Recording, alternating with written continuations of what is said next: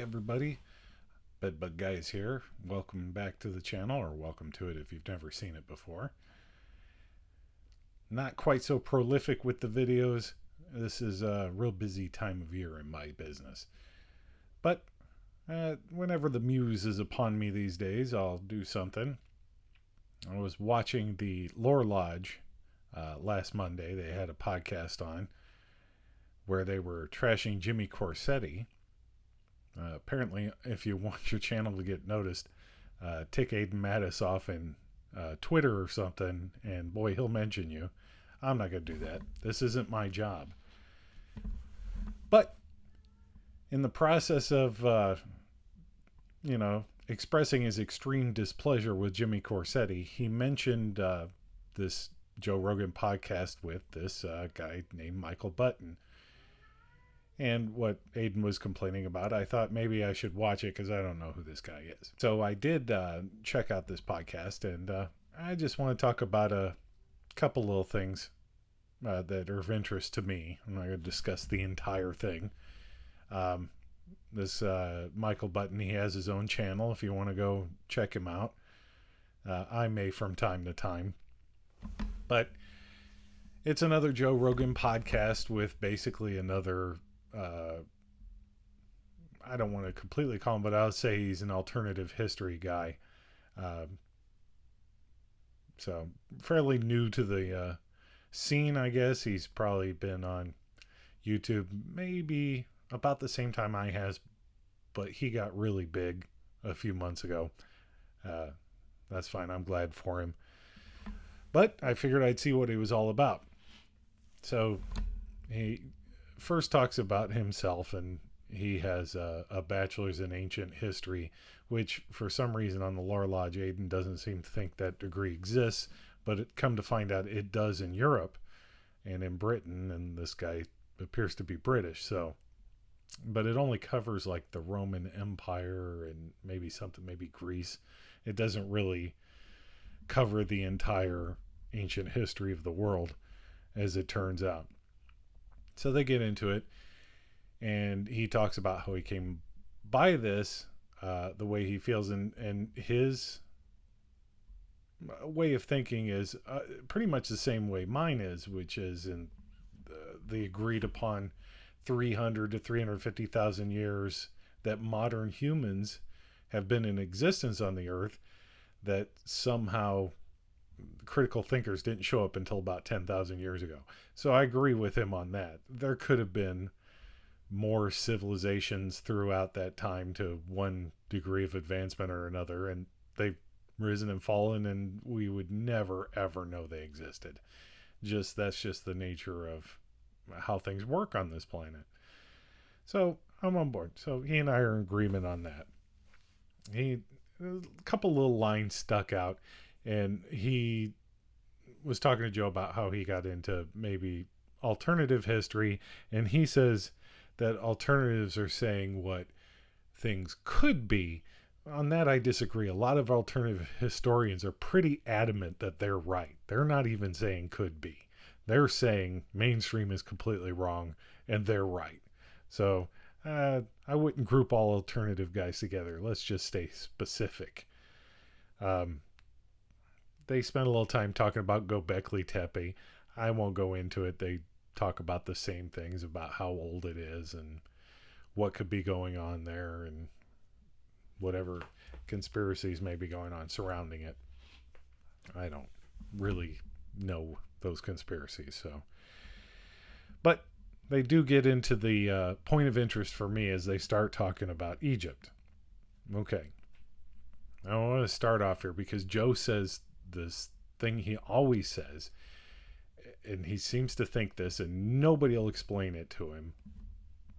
If you go on his show, and I don't care who you are, if you could explain this to him, because he's never going to have anybody on who will explain it to him. And that is the timeline of Egyptian history. Joe says, man, it's crazy how this stuff, Egypt came out of nowhere like 2,500 years ago. Wrong. Now, to Michael Button's credit, and I'll give him some respect, he says he doesn't know a whole lot about ancient Egypt. So at least he admits it. So I feel compelled to explain this. 2,500 years ago, Egypt, dynastic, unified Egypt started. That is the first pharaoh. But before that, Egypt existed as a civilization. In the pre-dynastic, they had two Egypts, Upper and Lower Egypt. The 2,500 years ago, those were unified by a guy named Narmer into one kingdom. This is why you have pharaohs. You'll see pictures of them wearing different crowns. One's an Upper Egypt crown, one's a Lower Egypt crown, and one is a combo of the both. They're just, pharaohs are saying, I'm lord over the entire country of Egypt. So for a long time, there was two Egypts, two completely different countries. They're basically the same, but it was two kingdoms. And those two kingdoms are the consolidation of smaller civilizations that exist in Egypt. So Egyptian civilization goes back a long time. As a matter of fact, the oldest stone structure in Egypt is Nabta Playa, and it dates to 7500 BC. That's 10,000 years ago. So people have been there a long time, and Egypt, and I will die on this hill, actually, as a civilization, predates Sumer. And you read through all the textbooks, and they'll say Sumeria was the first civilization in recorded history. No, it was Egypt. The reason why they still say Sumer, and this is just really weird, is a lot of the bulk of all this information that we get in research about Sumer in Egypt was really big in the 19th and early 20th century and done by a lot of white Europeans. So when they published, they didn't want to admit that civilization may have started in Africa. It's a real thing, and it still carries through to this day. Modern academics don't seem to want to edit the textbooks, or they're being really lazy about it, which is why whenever some mainstream academic charges Graham Hancock with racism, I always say, hey guys, clean your own house first. But other than that, Joe starts to talk about the pyramids. He wants to get into that. Of course, this is the thing. Michael Button says the construction of the Great Pyramid is ridiculous, what they say. It isn't. If you really, really sit down and really study what is known about pyramids, pyramid construction, stone construction, it actually isn't that ridiculous. I've done a whole video about that, but I don't want to get into that. It's also another thing where, it's also your opinion, the way you view the evidence. For me, they were totally capable of it, which goes back to how old Egypt was. If you know the timeline of Egypt, you realize by the time the Old Kingdom came around, they were already building stone buildings. They already had advanced agriculture. They are already in the Bronze Age. These people were totally capable of building the Great Pyramid. And no question. It wasn't like they decided out of nowhere. There was a logical progression in building. This was just the biggest, baddest one that was ever built. And it is mind-boggling. I'll give everybody that. Speaking of that, with the timeline of Egypt, and the other reason why Joe gets confused about this is nobody ever talks about the pre-dynastic Egypt. Most of your alternative history and just history discussed on TV in general has to do with the dynastic Egypt that we all know and are familiar with from 2500 BC up until right around, the turn to zero. And they discuss it in relation to that, the technology stuff, but they don't ever mention how old Egypt really is. For whatever reason, I don't know why they skip that information. They are aware of it, at least some alternative researchers are, because they're aware of the Naqada culture, which is a pre-dynastic civilization. They like to show this ostrich egg that shows what appears to be 3 pyramids on it, which says that it predates the pyramids by a whole lot, so they must have been standing there. I would go more in depth about this ostrich egg, but that's a whole nother video in and of itself. So then they discuss the SAR scan, which I don't want to get into too much. folks, we really need to wait until this algorithm is tested and researched by people who are in the know. But he talks about some labyrinth under the pyramids. And what labyrinth are they talking about? There's lots of stuff under the pyramids that we absolutely know about, including natural fissures and passages that you can go through. I don't know if he just misspoke or doesn't really know what's going on under the Giza Plateau. But I made a whole video about the SAR scan. I'm not going to get into it. As far as, they get into talking about the pyramid construction. And then Michael does say that, he doesn't believe the pyramids were tombs because some were buried in it, but clearly Khufu's pyramid wasn't. But that's kind of true, but you have to be more of an understanding. I did a whole video about were the pyramids tombs. So the way it goes is they did build pyramids as tombs. And they also built pyramids for apparently no reason but just to show off. There were pyramids that clearly were never intended to be tombs. So Khufu's pyramid probably never was intended to be his tomb. And his tomb may be located someplace else. As a matter of fact, there's a huge L-shaped chamber under the Giza Plateau that they found with ground-penetrating radar, yet somehow that SAR scan didn't come up with, that I believe they're getting ready to start excavating it this year. And some Egyptologists are kind of thinking that might be Khufu's actual tomb. We'll see. I have to wait until they go in there. And then he talks about, they're still talking about the pyramids. Michael brings up the archaeoastronomy, which is the way the pyramids appear to line up with the stars in Orion's belt. And the only way it would mirror that is something like 10,500 BC. Okay. So if you've ever watched my videos before, you'll know I'm on board with the Giza Plateau being a revered site long in antiquity, before anyone thought about dropping a pyramid, probably in relation to the creation myth, also known as Zep Tepi, and we've heard that flying around. Now, so the archaeoastronomy could date the site, but not the pyramids. Let me explain. So, if you go back and watch the Joe Rogan podcast where he talked to Dr. Hawass said, he let a nugget of truth go out, that the Great Pyramid is actually leveraged on top of something that was already there. Okay? He says it's a natural rock structure, and the pyramid's actually, that's the first third of the pyramid is this rock structure. And that's true. Now, remember, something that was already there. So either it's just a completely natural rock structure, or it was a rock structure in the plateau that was worked previously, like long time ago, much like the Sphinx could have been. The Sphinx is its head is a natural rock feature, and it was leveraged by whoever carved it. And it could be very, very old. I'm on board with the Sphinx being very, very old, at least compared to the pyramids. So as a site, if something was already there, tied to the archaeoastronomy, then yes, it could date the site.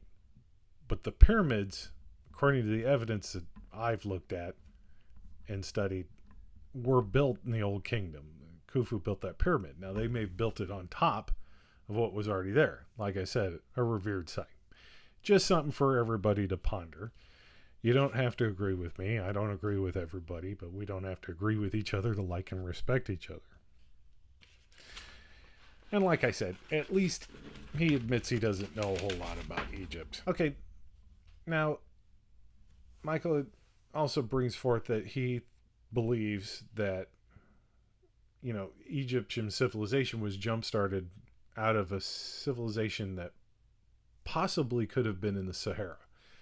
So I'll throw a bone at everybody here.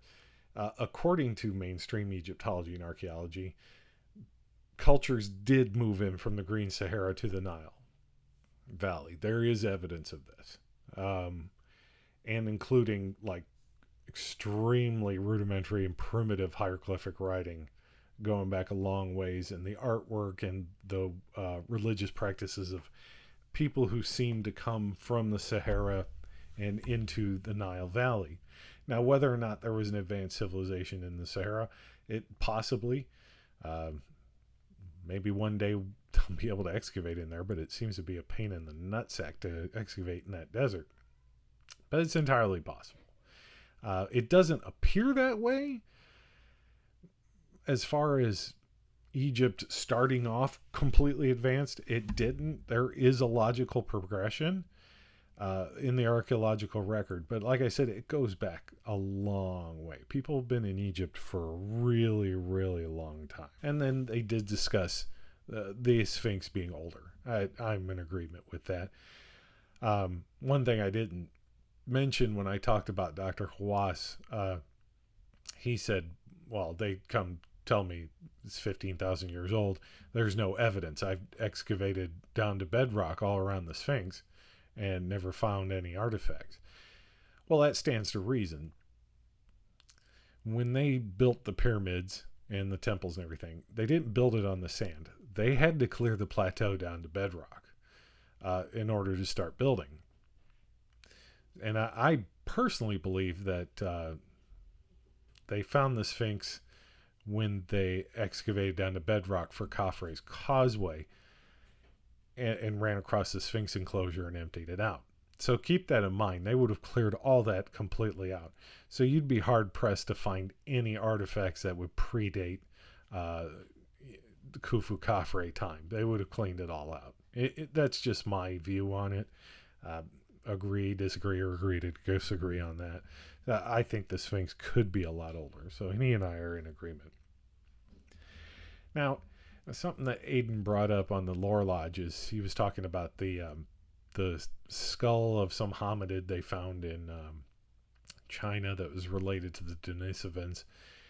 And so Michael was talking about ancient hominids, and he brought up the site in Columbus in was it Zambia, where they were excavated, and just out of sheer luck, just the way where this stuff fell, it fell into a place where it would have been preserved. They found worked structural wood pieces that date to about 470,000 years ago. And mainstream is saying that this would have been an ancestor, not even an ancestor, but an ancient relative hominid species of ours. And Michael's take on it is there could have been modern humans back that far. So it could have been modern humans. That's possible. And that's all he said. It could be. There could have been modern humans running around. Our people could have been here for a long time. We just haven't found anything older than 350,000 years at this point. And I'm going to disagree with Aiden from the Lore Lodge. I don't think that Michael was trying to say that humans were completely around that. He said could be. So in the end, the Michael button, from what I saw, I think he's an okay guy. It's one of those guys, I'll disagree with him about a couple of things. I think there's just maybe a few things he hasn't really looked into. But, he got hugely popular because he is a big Graham Hancock supporter. But it's just one of those things. If I was going to go blow Graham Hancock, I could be a big channel, but I'm not here to be a big channel. I'm just here to basically talk to myself in a camera and find other people to talk to. But that being said, if you want to hear more of my stupid opinions, please subscribe. Join my secret society of people who just want to like and respect each other, even though we don't have to agree with each other. Other than that, thanks for stopping by. I'll see everybody later. Bye.